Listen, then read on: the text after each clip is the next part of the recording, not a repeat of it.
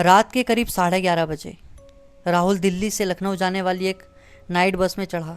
बस आधी खाली थी, ठंडी हवा चल रही थी और बाहर अंधेरा बहुत गहरा था। बस में सिर्फ 10 से 12 लोग बैठे थे। ज़्यादातर खिड़की से सिर टिकाकर सो चुके थे।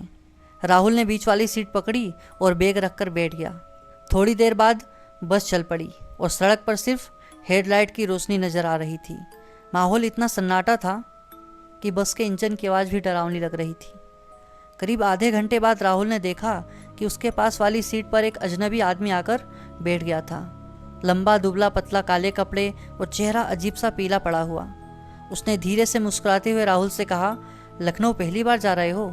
राहुल ने हल्की मुस्कान के साथ हाँ कहा और खिड़की से बाहर देखने लगा, मगर उसके मन में अजीब बेचैनी होने लगी। आदमी की आंखें लाल सी थी और उसके हाथ ठंडे जैसे बर्फ हो।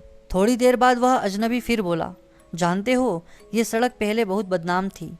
यहाँ रात में जो बसें जाती थी उनमें से कई कभी मंजिल तक नहीं पहुँची। राहुल थोड़ा चौंका। उसने पूछा, क्यों?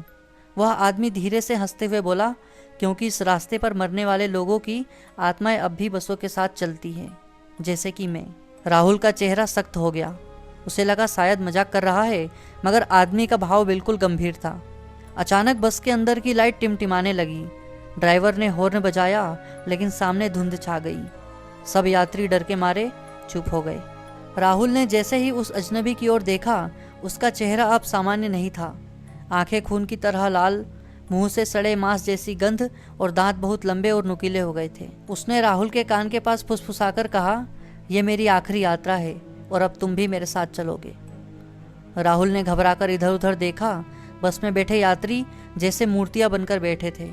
किसी की आंखें खुली थी, लेकिन पलक झपक नहीं रही थी। ऐसा लग रहा था जैसे सबके सब मरे हुए हों। राहुल ने जोर से ड्राइवर को आवाज़ दी, भाई बस रोको। लेकिन जब उसने ड्राइवर की गर्दन देखी तो उसके गले पर गहरे नीले निशान थे, जैसे किसी ने उसका गला दबाया हो। अब अजनबी राहुल की ओर झुका और उसकी गर्दन पकड़ ली। राहुल पूरी ताकत से छटपटाने लगा। तभी बस एक झटके से रुकी। खिड़की से बाहर देखा तो बस एक सुनसान पुल पर खड़ी थी और नीचे गंगा नदी बह रही थी। अजनबी ने उसे खींचते हुए कहा, अब तुम्हें मेरे साथ नीचे चलना होगा। राहुल ने किसी तरह सीट के नीचे पड़ी लोहे की रॉड उठा ली और जोर से उस अजनबी पर मारी। चीख के साथ उसका शरीर धुंध में बदल गया और हवा में गायब हो गया। राहुल हाँफते हुए खड़ा था। अचानक उसने पीछे मुड़कर देखा तो पूरी की पूरी बस खाली थी। ना यात्री, ना ड्राइवर। बस में कोई भी नहीं था। बस अकेली उस पुल पर खड़ी थी।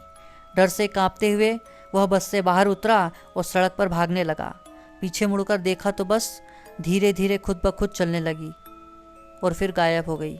उस रात के बाद से राहुल कभी नाइट बस में नहीं बैठा। कहते हैं आज भी जो उस रास्ते की बस में सफ़र करता है, कभी कभी एक अजनबी काले कपड़ों में बगल की सीट पर बैठा नजर आता है और फिर उसकी मंजिल तक पहुंचने की कोई गारंटी नहीं रहती। अगर आपको ये कहानी पसंद आई हो तो वीडियो को लाइक करें और चैनल को सब्सक्राइब करें। धन्यवाद।